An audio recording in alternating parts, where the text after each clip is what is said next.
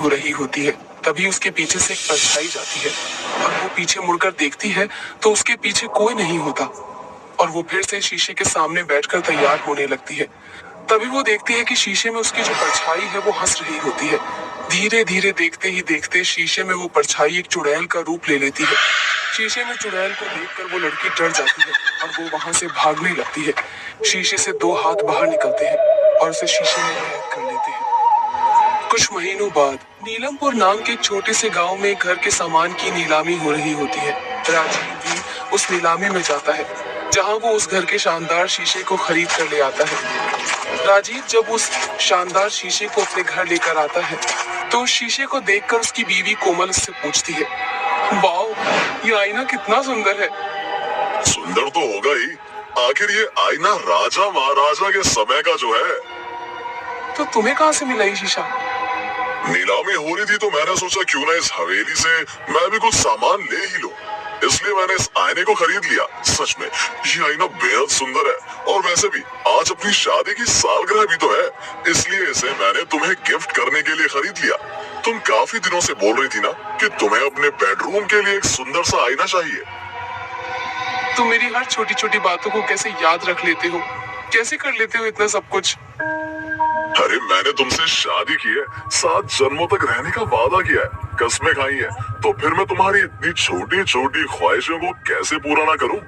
चलो इसे चलकर अपने बेडरूम में लगा देते और आज तुम इस आईने के सामने बैठकर तैयार हो ना, हम दोनों आज रात को बाहर खाना खाने जा रहे हैं। क्या सच में?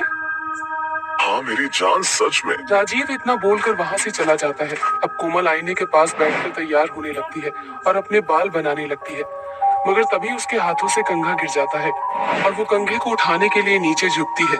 जैसे ही वो कंघे को उठाकर शीशे में देखती है तो वो देखती है उसकी परछाई शीशे में नहीं है। ये देखकर कोमल की ये क्या हो रहा है? इस शीशे में मैं खुद को देख क्यों नहीं पा रही?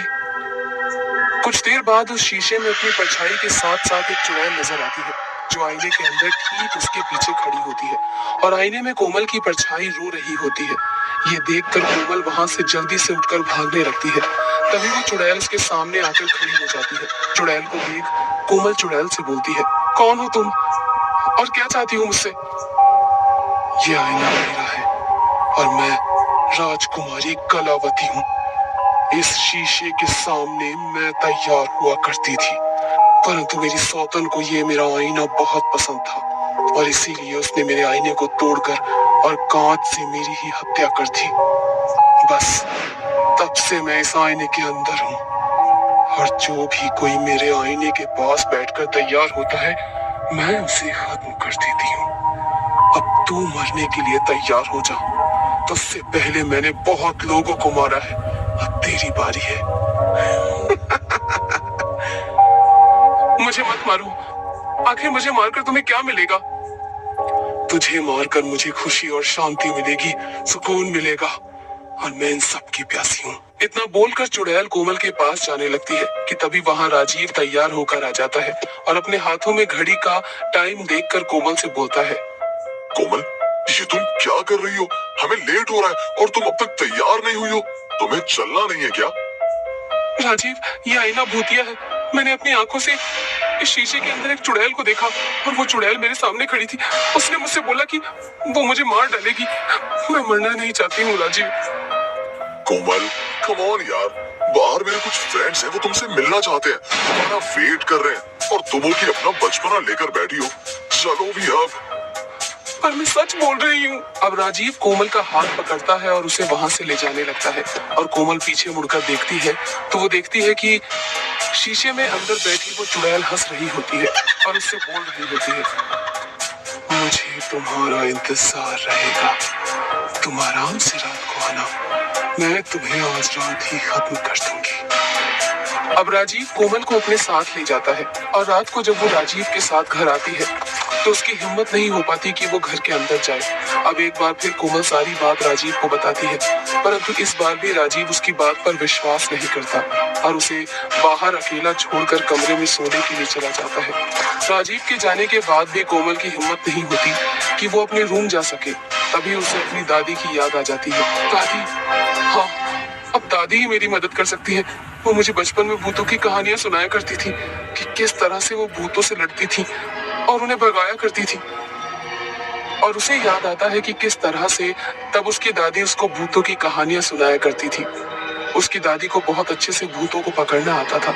अब कोमल जल्दी से अपनी दादी को फोन करती है और सारी बात बताती है, जिसके बाद उसकी दादी उससे बोलती है, बेटा, ये चुड़ैल बहुत पुरानी है, इसीलिए उसकी शक्तियां भी बहुत ज्यादा बढ़ चुकी है।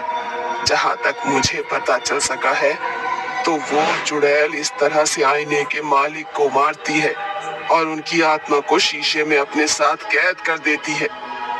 पर दादी, इस चुड़ैल से बचने का कोई तो उपाय होगा। अब मैं क्या करूं? अब मैं कैसे अपनी जान बचाऊं? क्योंकि शीशे की मालकिन इस बार मैं हूं और उस चुड़ैल ने मुझसे कहा था कि वो रात होते ही मुझे मार देगी। और ना, अब बस एक ही तरीका है, हम उस चुड़ैल को खत्म कर सकते हैं।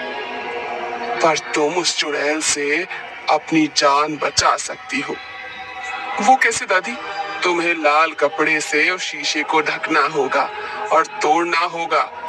जब वो शीशा टूट जाएगा तो उसी लाल कपड़े में उस आईने को लपेट कर तुम्हें उस शीशे को किसी नदी या किसी जंगल में गाड़ आना होगा, ताकि वो चुड़ैल दोबारा तुम्हारे घर में ना आ सके और ना ही वो चुड़ैल उस शीशे से बाहर निकलकर तुम्हारी जान ले। मैं सब समझ गई दादी, मुझे क्या करना है।